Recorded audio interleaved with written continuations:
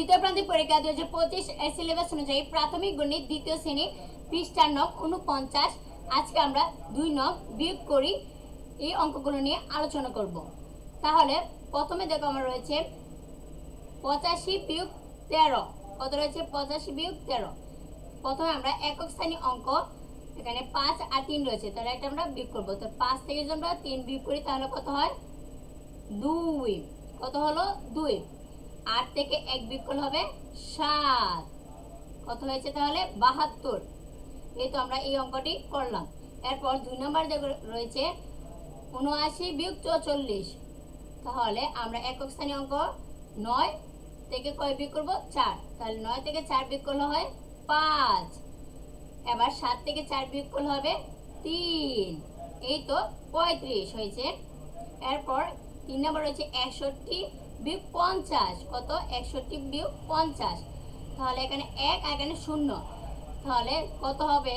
1 থেকে 0 বিয়োগ করলে হবে 1ই, কারণ 0 দিয়ে যদি কোনো কিছুকে বিয়োগ করি যে সংখ্যাটি থাকে সেই সংখ্যাটি হয়, তাহলে 1ই হবে।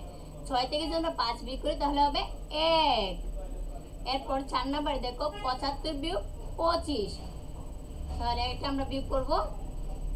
এখানে 5 রয়েছে একক স্থানে অঙ্ক, আর এখানেও 5। 5 থেকে 5 বিয়োগ করলে হবে 0। কত? 0। 7 থেকে 2 বিয়োগ করলে হবে 5, অর্থাৎ এখানে 50 হয়েছে। এরপর 5 নম্বরে 90 বিয়োগ 50। কত হবে? 0 থেকে 0 বিয়োগ করলে হবে 0, আর 9 থেকে 5 বিয়োগ করলে হবে 4। এখানে 40 হয়েছে। 90 বিয়োগ 50 সমান 40। এরপর 6 নম্বরে 49 বিয়োগ 42। 9 থেকে 2 বিয়োগ করলে হবে 7। এই তো 7 লিখলাম।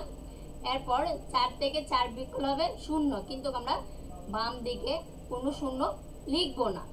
এরপর 7 নম্বর হচ্ছে 97 বিয়োগ 5। তাহলে 7 থেকে যদি আমরা 5 বিয়োগ করি তাহলে হয় আমাদের 2, আর 9 লিখব, 92 হয়েছে। এরপর 8 নম্বরে 53 বিয়োগ 3। 3 থেকে যদি আমরা 3 বিয়োগ করি তাহলে হয় 0, আর 5-এর 5, এখানে হয়েছে 50। 53 বিয়োগ 3 সমান হচ্ছে 50।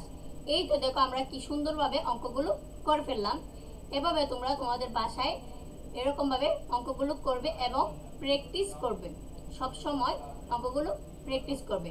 আশা করি তোমরা বুঝতে পেরেছো। আজ এই পর্যন্তই, বিদায়।